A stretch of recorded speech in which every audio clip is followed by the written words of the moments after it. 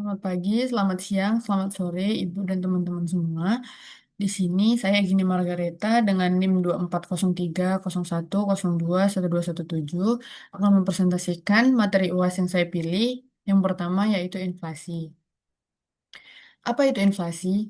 Inflasi adalah kondisi ketika harga-harga barang dan jasa secara umum mengalami kenaikan terus-menerus dalam jangka waktu panjang. Kondisi ini mencerminkan penurunan daya beli uang karena jumlah uang yang beredar lebih banyak dibanding jumlah barang yang tersedia.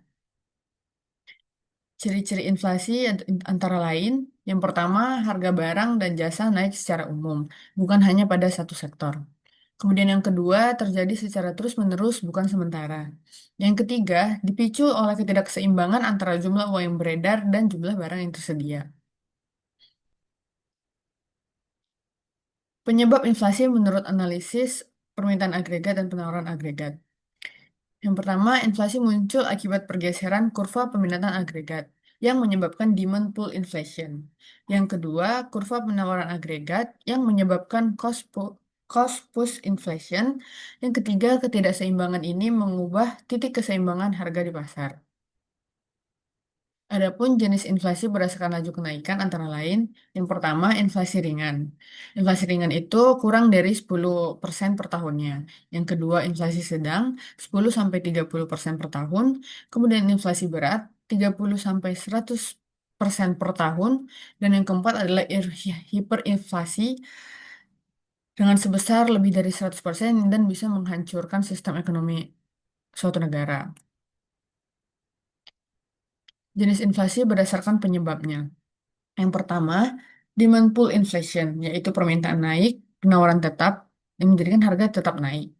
Yang kemudian, nomor dua, cost push inflation.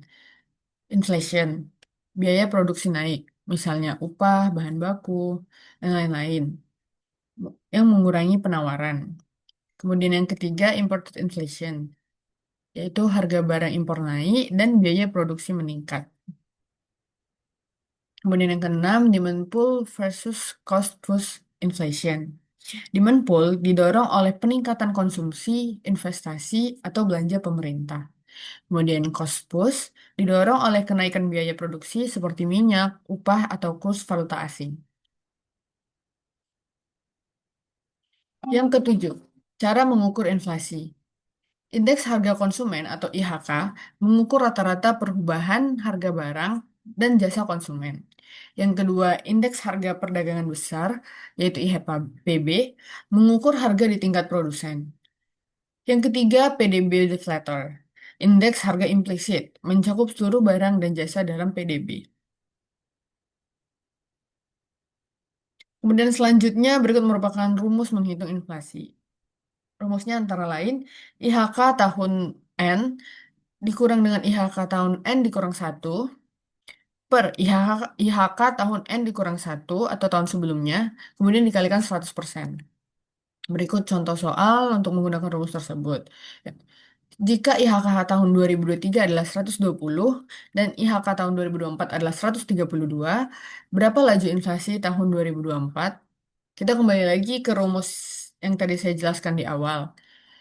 Adapun rumus inflasi antara lain IHK tahun N yang berarti di sini adalah tahun 2024 dikurangi dengan IHK tahun N dikurang satu yaitu tahun 2023.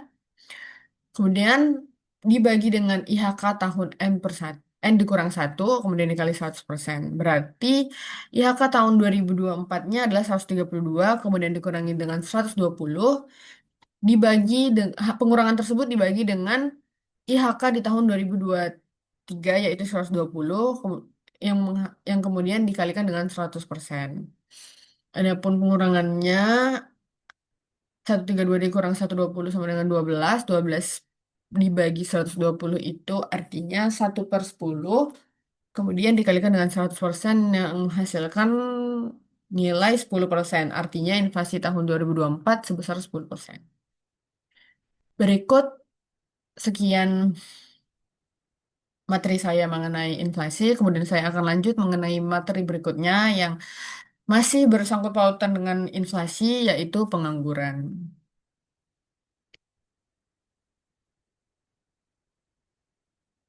Kita masuk ke materi selanjutnya, pengangguran. Di sini kita akan membahas pertama definisi pengangguran dan dampaknya terhadap perekonomian, yang kedua jenis-jenis pengangguran, dan yang ketiga upaya mengatasi pengangguran. Yang pertama jenis pengangguran. Pengangguran adalah penduduk usia kerja atau angkatan kerja yang tidak ada kegiatan dan tidak sedang berupaya untuk mendapatkan pekerjaan. Kemudian angkatan kerja adalah penduduk usia 10 tahun ke atas yang mempunyai pekerjaan baik yang sedang bekerja dan sementara tidak bekerja, termasuk yang sedang mencari kerja atau pekerjaan dan sebagainya. Jenis pengangguran. Yang pertama ada bukan angkatan kerja. Adalah penduduk usia kerja 10 tahun ke atas yang tidak atau sedang bekerja dan tidak berupaya untuk mendapatkan pekerjaan seperti sekolah, mengurus rumah tangga, pensiunan, dan sebagainya. Kemudian pekerja adalah mereka yang melakukan kegiatan pekerjaan dengan maksud memperoleh penghasilan paling sedikit 1 jam dalam seminggu secara terus-menerus tanpa terputus. Kemudian yang ketiga, setengah penganggur adalah penduduk usia kerja yang bekerja, akan tetapi jumlah kerjanya kurang dari 35 jam dalam seminggu. Mengapa selalu ada pengangguran? Yang pertama, karena proses pencarian kerja. Waktu yang dibutuhkan untuk individu menemukan pekerjaan yang sesuai setelah lulus, pindah, atau kehilangan pekerjaan. Kemudian kebijakan upah minimum atau minimum wage laws. Upah minimum yang tinggi dapat menyebabkan perusahaan mengurangi rekrutmen dan atau bahkan memberhentikan pekerjaan untuk menekan biaya. Kemudian kesehatan pekerja. Tingkat kesehatan pekerja dapat mempengaruhi produktivitas dan kesiapan kerja. Lalu, tingkat masuk dan keluar pekerja. Dinamika keluar masuknya pekerja dari pasar tenaga kerja mempengaruhi ketersediaan dan permintaan pekerjaan. Kemudian perilaku pekerja. Sikap dan ekspektasi pekerja terhadap pekerjaan dan upah. Kemudian kualitas pekerja. Kesenjangan antara keterampilan yang dimiliki pekerja dan yang dibutuhkan pasar. Berikut menghitung tingkat pengangguran. Tingkat pengangguran adalah mengukur persentase jumlah penganggur terhadap total angkatan kerja, yaitu dengan rumus jumlah penganggur dibagi angkatan kerja dikali dengan 100%. Kemudian menghitung tingkat partisipasi angkatan kerja, yaitu mengukur persentase angkatan kerja dari total populasi dewasa. Adapun rumusnya antara lain angkatan kerja dibagi dengan populasi dewasa dikali 100%. Kemudian di sini saya akan menjelaskan mengenai jenis pengangguran berdasarkan penyebabnya. Yang pertama, frictional employment, yaitu pengangguran friksional atau pengangguran alamiah. Terjadi karena adanya perpindahan atau jeda waktu dalam pencarian pekerjaan dari satu pekerjaan ke pekerjaan lain. Dianggap sebagai bagian normal dari pasar tenaga kerja yang dinamis, bahkan saat ekonomi berada pada kondisi baik. Kemudian in full employment. Yang kedua, cyclical employment atau pengangguran siklikal atau siklusan. Timbul akibat fluktuasi aktivitas ekonomi atau siklus bisnis, terutama saat terjadi resesi atau perlambatan ekonomi. Permintaan terhadap tenaga kerja berkurang karena perusahaan membatasi produksi. Kemudian lanjut. Yang ketiga, structural employment atau pengangguran struktural disebabkan oleh perubahan struktur kegiatan ekonomi.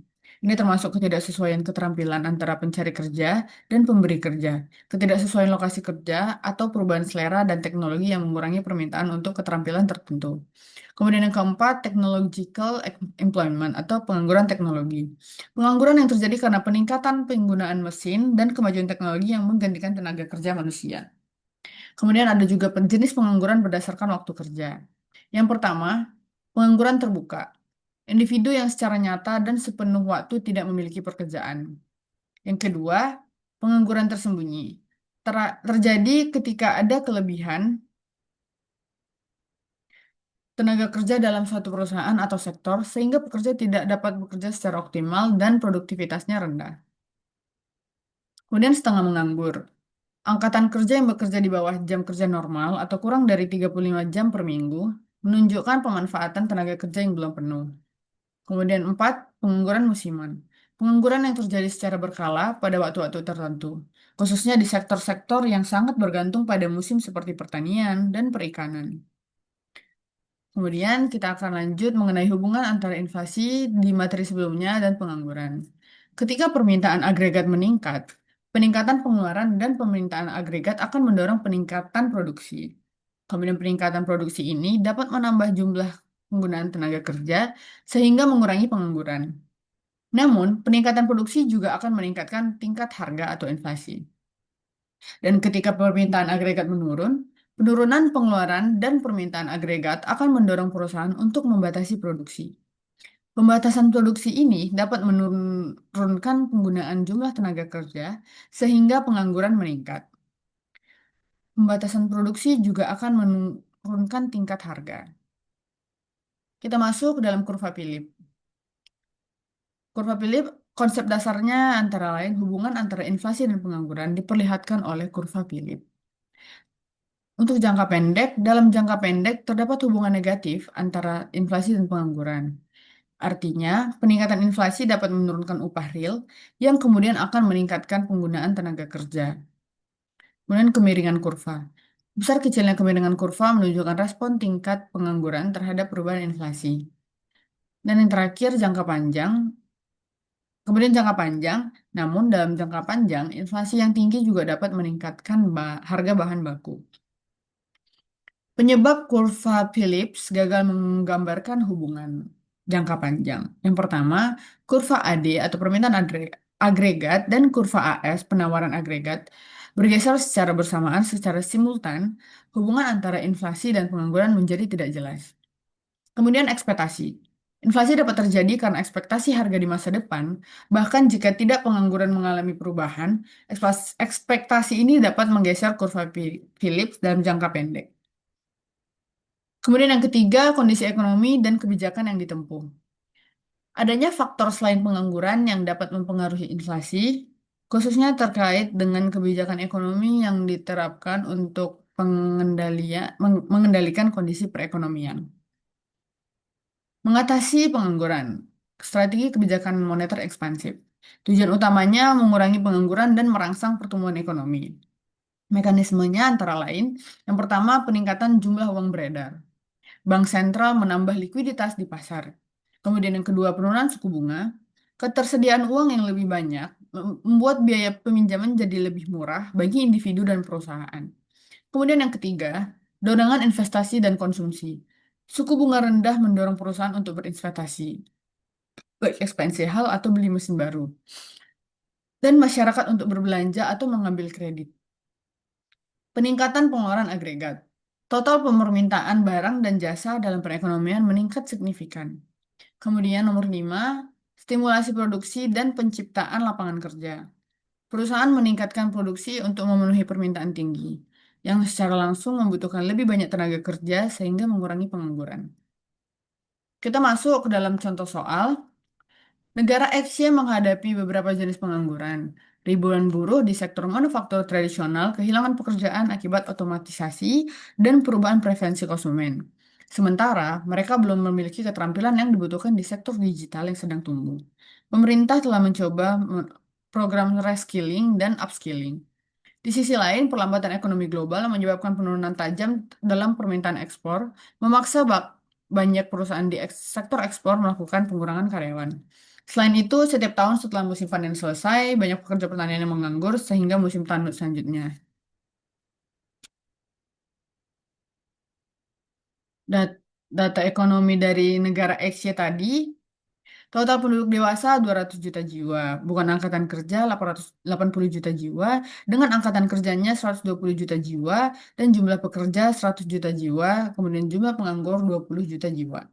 Pertanyaannya, identifikasi dan jelaskan tiga jenis pengangguran yang terjadi di negara XY tadi berdasarkan kasus di atas dan materi yang telah dibahas. Yang kedua, berdasarkan data yang diberikan, hitunglah tingkat pengangguran. B. Kemudian tingkat partisipasi angkatan kerja. Baik, yang pertama kita akan mengidentifikasi jenis-jenis pengangguran. Jenis pengangguran yang ada di negara Asia tadi atau Nusantara Makmur tadi, yang pertama pengangguran struktural, yang kedua pengangguran siklikal, dan kemudian ketiga pengangguran musiman. Adapun alasan-alasannya, yang pertama pengangguran struktural terjadi pada buruh di sektor manufaktur tradisional yang kehilangan pekerjaan akibat otomatisasi dan perubahan preferensi konsumen, serta ketidaksesuaian keterampilan mereka dengan kebutuhan sektor digital yang sedang bertumbuh. Kemudian pengangguran siklikal terjadi di sektor ekspor akibat penurunan tajam permintaan ekspor karena perlambatan ekonomi global yang memaksa perusahaan untuk melakukan PHK. Yang ketiga, pengangguran musiman. Terjadi pada pekerja pertanian yang menganggur setelah musim panen yang akan menunggu hingga selesai hingga musim tanam berikutnya. Kemudian pertanyaan kedua, kita akan menghitung tingkat pengangguran dan tingkat partisipasi angkatan kerja. Pertama, tingkat pengangguran. Jumlah penganggur 20 juta jiwa dengan angkatan kerja 120 juta jiwa. Yang artinya kita masukkan ke rumus 20 juta per 120 juta dikali 100%, yang kita dapat 16,67%.